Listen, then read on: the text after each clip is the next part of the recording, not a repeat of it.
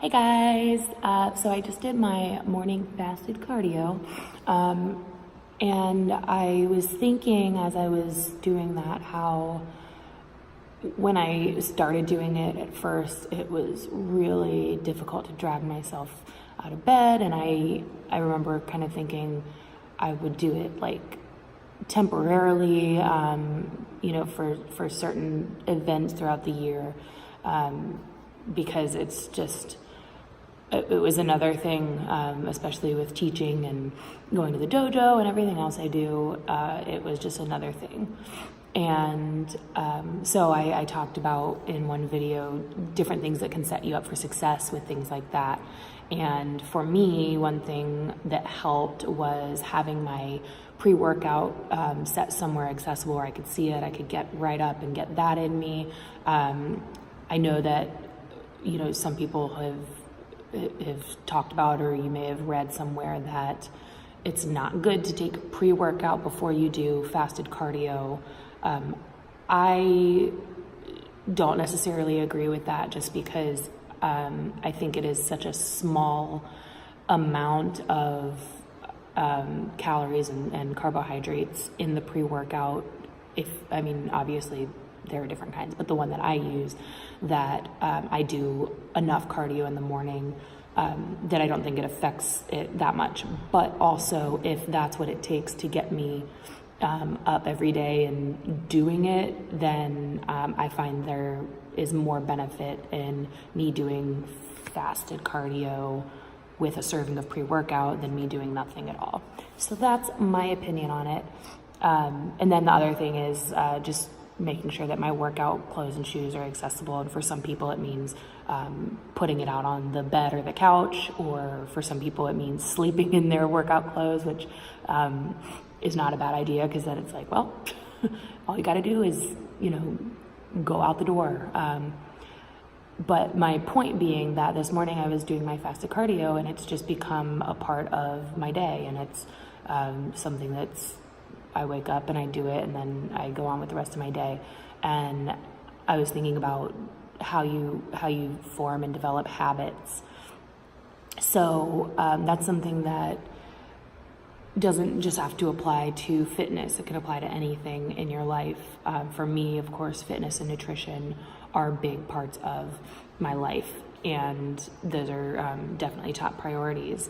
But it could be, if you're a singer and you want to make sure that you wake up every morning and exercise and warm up your voice properly, or maybe it's not even in the morning, maybe you want to do something in the afternoon. One really good way, of course, that you can start developing habits is first remove obstacles, do whatever you can to make it as easy as possible to do that thing. Another thing that helped me was I let the people around me know what my goals were and what I was needing to do and what I needed from them, whether it was just knowing that was what I was doing and being supportive of that, or if it was, my husband hearing my alarm and I'm dead asleep, giving me a nudge, say, hey, are you gonna do your cardio today?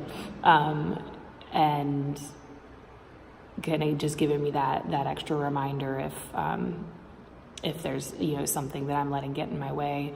Or sometimes he would do things like get my breakfast bowl that I have after my cardio ready to go, so I come back and have that there, or the coffee or whatever. And then another thing is attaching your new habit to something that's already a habit.